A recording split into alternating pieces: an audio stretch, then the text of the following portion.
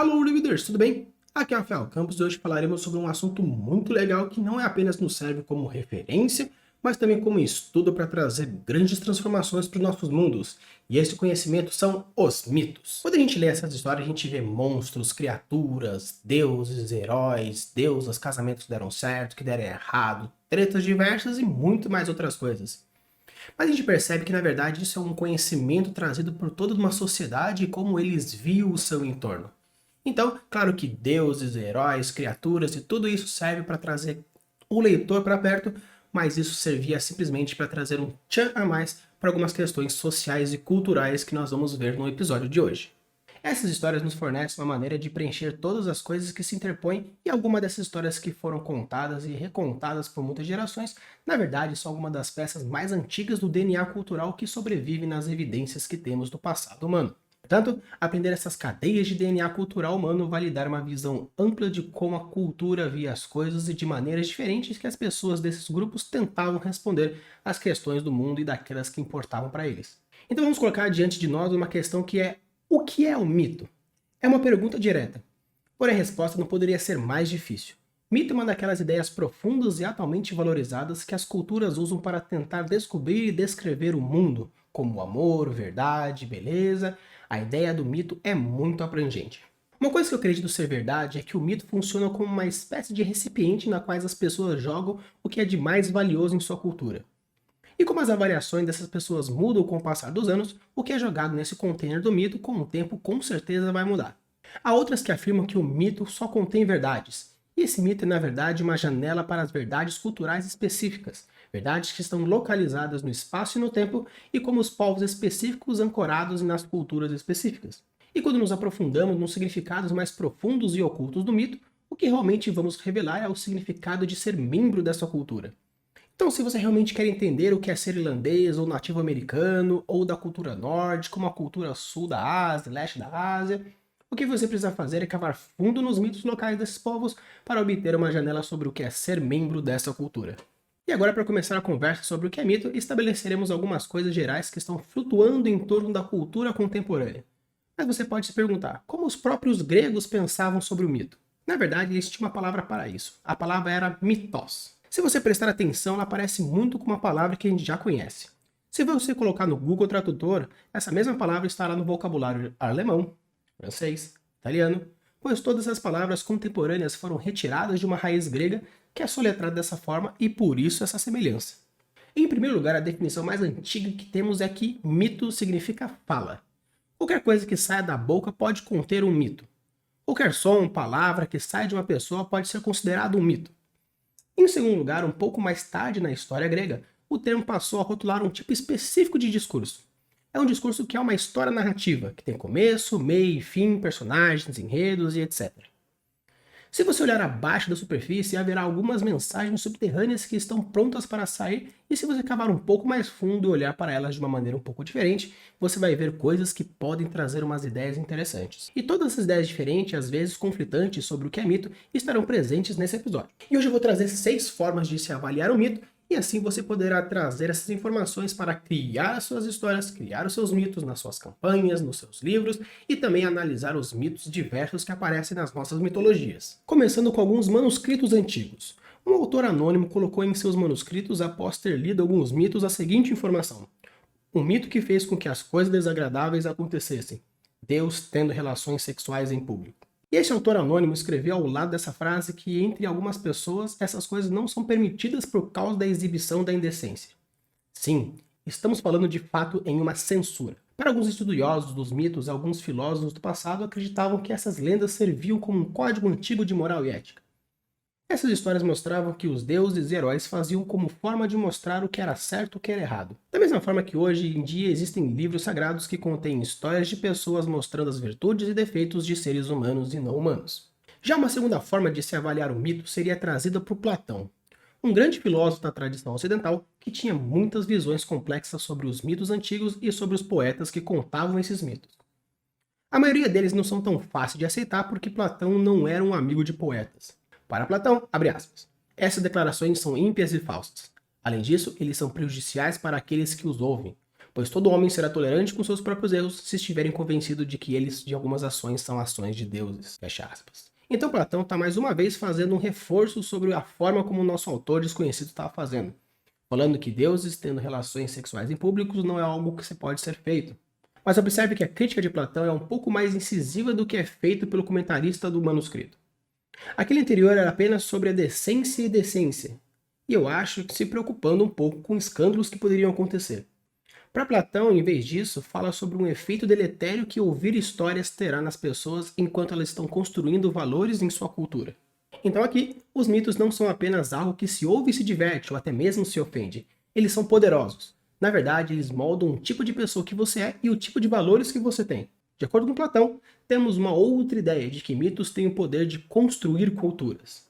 Uma outra forma de se pensar é de Xenófanes de Colofonte, conhecido muitas vezes por suas visões mais coloridas. Para ele, abre aspas, os mortais consideraram que os deuses nascem e têm roupas, fala e os corpos semelhantes aos seus. Os etíopes dizem que seus deuses têm nariz achatado e são negros. Os trácios que têm olhos azuis, claros e cabelos ruivos. Mas se o gado, o cavalo ou os leões tivessem mãos e fossem capazes de desenhar, os cavalos desenhariam as formas dos seus deuses como cavalos, o gado como gado e o leão como leão. Fecha aspas. Então, para Xenófanes, o que está acontecendo nessas histórias míticas é tudo que os gregos estão fazendo é refletir nos deuses como veem eles mesmos. Nós fazemos nossas histórias místicas sobre os tipos de valores culturais que defendemos.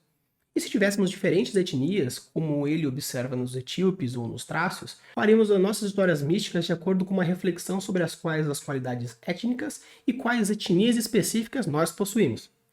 Então, de acordo com Xenófanes, a cultura realmente constrói o mito. A cultura desempenha um papel poderoso na modelagem dos tipos de mito que as pessoas contam umas para as outras. Estamos invertendo uma observação de Platão. Para ele, a cultura é moldada pelo mito, e para Xenófanes, a cultura molda o mito. É invertido. Uma quarta forma de se pensar é de Metrodoro de Lampsacos, que viveu mais ou menos no século V a.C. Não é uma pessoa muito conhecida, mas algumas das suas ideias são preservadas por pessoas posteriores que comentam que citam a sua obra e de algumas formas famosas de citações sobrevivem até hoje, como por exemplo, abre aspas, nem Hera, nem Atenas, nem Zeus são coisas que aqueles que consagram para eles, templos e paredes que os consideram, mas são manifestações da natureza e arranjo dos elementos. Agamenon é o ar, Aquiles é o sol, Helena é a terra, Paris é o ar, Héctor é a lua. Mas entre os deuses, Deméter é o fígado, Dionísio é o baço e Apolo é a bile. Fecha aspas. Então, para Metrodoro, essas histórias mostram que o que está acontecendo na superfície quando um deus fala com um humano, ou um humano fala com um deus, ou um deus fala com outro deus, não é como se tivessem algumas divindades flutuando nas conversas com outras pessoas, mas sim ações físicas reais. Em vez disso, o que estamos representando são verdades profundas, simbolicamente falando, adiante a uma sabedoria oculta mais profunda. Então veja o tipo de mapeamento que Metrodoros faz quando fala sobre o código que está por trás da sabedoria oculta. Todos esses seres humanos, nesses mitos, na verdade, como desenhado na Ilíada, nós temos Agamenon, que está relacionado ao ar, Aquiles ao sol, Helena à terra, Paris ao ar, Heitor à lua, e todos esses humanos, na verdade, estão relacionados à cosmologia e à natureza. Então, para esse filósofo, ele está sugerindo que, quando estamos contando histórias sobre os seres humanos, o que realmente está fazendo é refletir verdades profundas sobre algumas características dos cosmos físico e o nosso ao redor. E quando contamos histórias sobre deuses, o que estamos realmente fazendo são explicações sobre a natureza e a forma humana. Acredita-se que todos os tipos de sabedoria oculta estão contidas nesses ricos e poderosos textos, especialmente de Homero. Leitores antigos gostam de ler Homero alegoricamente e encontrar profundas verdades escondidas neles. Ou seja, para Metrodoros, os mitos são alegóricos. Sempre existe aquele que são do contra, e claro que aqui não seria diferente. Aristarco de Samotrácia é uma das figuras que movimentou a literalidade e a anti-alegoria. É um tipo de pessoa mais erudita interessada numa abordagem literária dos contos míticos. Aristarco achava que os leitores dos mitos deveriam tomar as coisas contadas pelos poetas mais como lendas, segundo a licença poética, do que se preocupar com as coisas que estão fora da poesia. Então Aristarco está dizendo, apenas dê um passo para trás ao tentar encontrar todas as verdades ocultas lá dentro. Em vez disso, o que você verá realmente é uma história. E por causa da licença poética, os poetas gostam de contar representações exageradas das coisas, mas não sai por aí procurando toda a sabedoria oculta. Portanto, Aristarcos nos dá uma visão que a caracterização dos mitos é algo mais literal e fortemente anti-alegórico. Em resumo, para Aristarcos, todos os mitos são verdade, mas com liberdades poéticas. E finalmente, nós temos Euhémeros.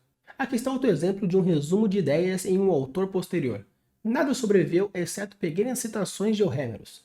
Abre aspas. Os deuses, como somos informados, eram seres terrestres que ganham honra e fama imortal por causa dos seus presentes para a humanidade. A respeito desses deuses, muitos e variados relatos foram transmitidos pelos escritores da história e mitologia. Fecha aspas.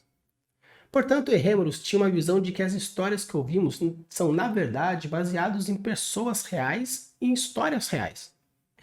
Essa história dessas personalidades históricas são contadas e recontadas ao longo do tempo até que são literalmente deificadas. Eles se tornam deuses nessas histórias, e daí vêm os mitos. Personagens reais e históricos são um pano de fundo por trás da qual os personagens míticos são criados. Em resumo, temos formas de avaliação e criação de mitos. Número 1. Censura como regras e diretrizes. Número 2. Mitos como forma de expressar a cultura. Número 3. Mitos como expressão da cultura. Número 4. Mitos como formas de alegoria. Número 5. Mitos como formas de contar histórias reais, mas com liberdade poética. E número 6. Mitos como formas de entender a forma de se pensar e entender a evolução da sociedade com o passar do tempo. Mesmo que atualmente as duas formas de se pensar mais aceitas pelos estudiosos de mitos são os de Metrodoros com as alegorias, e de Euhémeros como as histórias baseadas em pessoas reais, mas como um telefone sem fio de décadas e décadas fez com que as histórias ficassem meio perturbadas, não impede de você usar as outras formas para influenciar a construção dos seus mitos e das suas histórias. Todo esse material foi retirado do curso de mitologia grega do professor Peter Struck da Universidade da Pensilvânia. Caso você queira saber mais sobre o seu curso, você pode encontrar no Coursera. É um curso gratuito, mas infelizmente é em inglês. Eu vou deixar o link na descrição desse episódio, o curso para você chegar no Coursera e fazer, e com certeza você vai gostar. Usem e abusem das suas criações e deixem seus mundos cada vez mais incríveis. Valeu!